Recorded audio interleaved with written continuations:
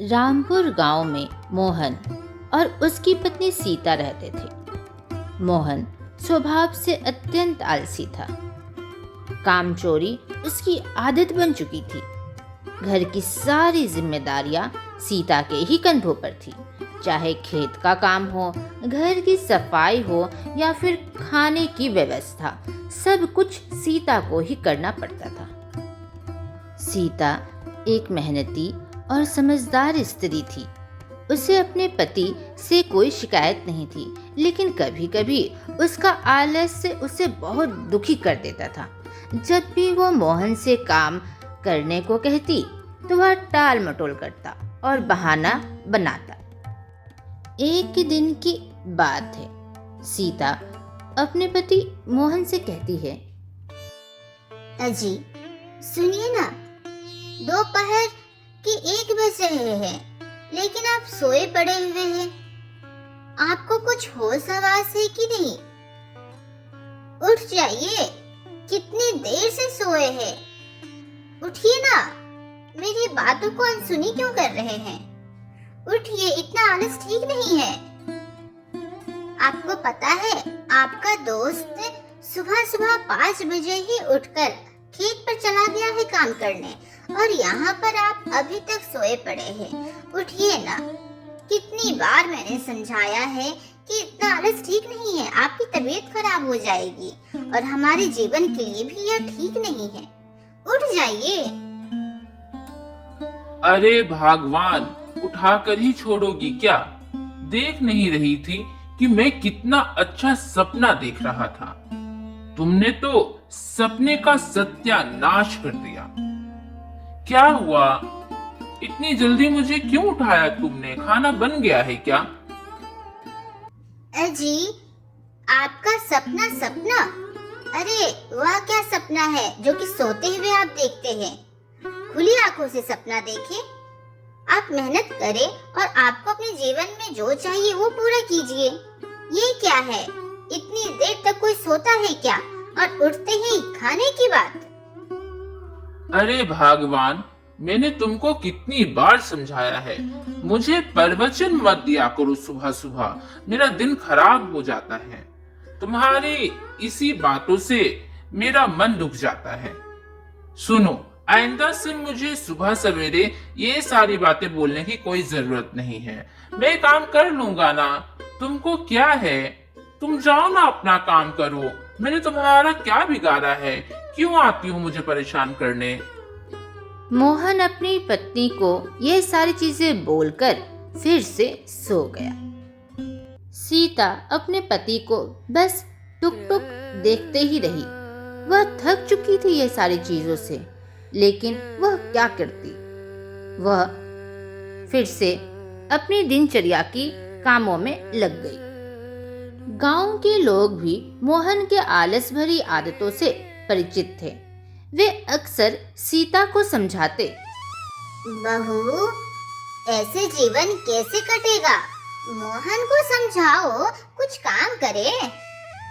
लेकिन सीता हर बार कहती, क्या करूं चाची, समझा समझा कर थक चुकी हूँ। मैं अपने पति को जितने बार भी समझाती हूँ, वह टाल मटोल कर देते हैं।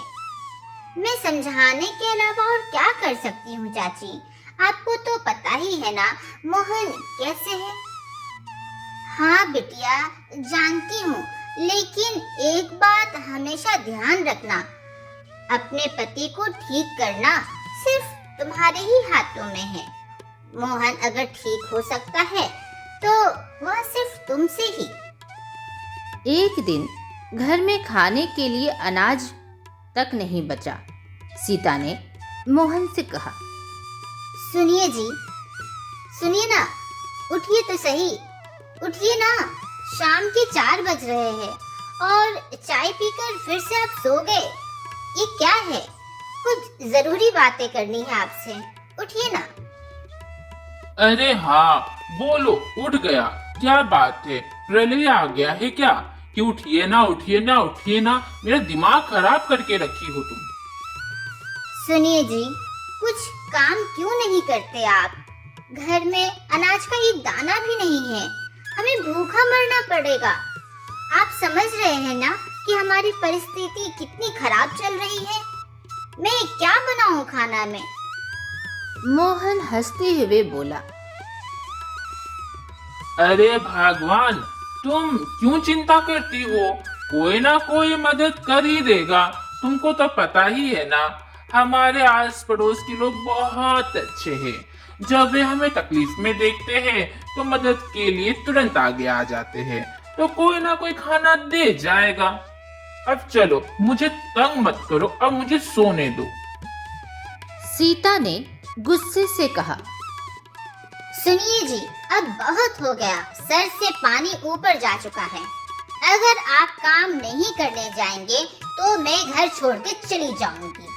और यह मेरी सिर्फ धमकी नहीं है, मैं वाकई घर छोड़ के चली जाऊंगी। तब आपको समझ में आएगा कि किस तरह से जीवन में काट रही हूँ आपके साथ।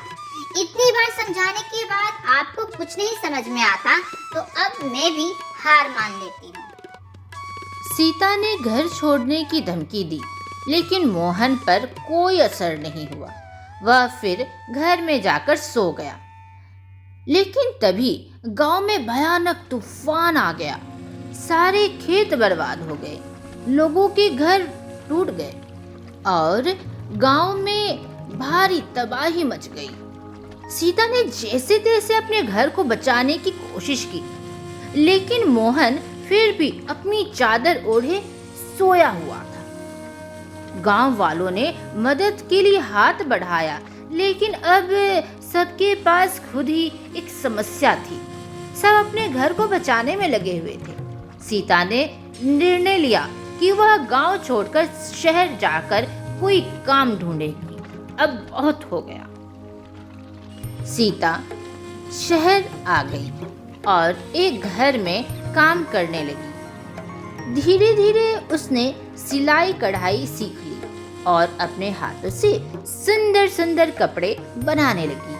कुछ ही महीनों में वह अच्छी कमाई करने लगी। इधर गांव में मोहन के पास खाने को कुछ भी नहीं बचा। जब कई दिन भूखे से तड़पने के बाद उसे होश आया, तब उसे अपनी गलती का एहसास हुआ। अरे, ये मैंने क्या कर दिया? मैंने सच में बहुत बड़ी भूल की है।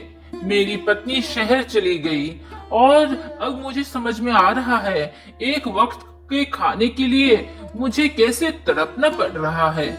वाकई मुझसे बहुत बड़ी भूल हुई है। कल ही मैं सीता को लेने के लिए शहर जाऊंगा। वह शहर जाकर सीता को वापस लाने के लिए निकला। मोहन जब सीता के वहां पहुंचा तो वह देखता है कि उसकी पत्नी सिलाई कर रही है। भगवान, तुम इतनी मेहनत कर रही हो और मैं वहां पर दिन भर सोया पड़ा हुआ था। मुझे माफ कर दो भगवान, मुझे माफ कर दो। मोहन ने सीता से माफी मांगी और कहा, मुझे माफ कर दो, मैं बहुत बड़ा मूर्ख था। अब मैं मेहनत करूंगा और तुम्हारा साथ दूंगा भगवान।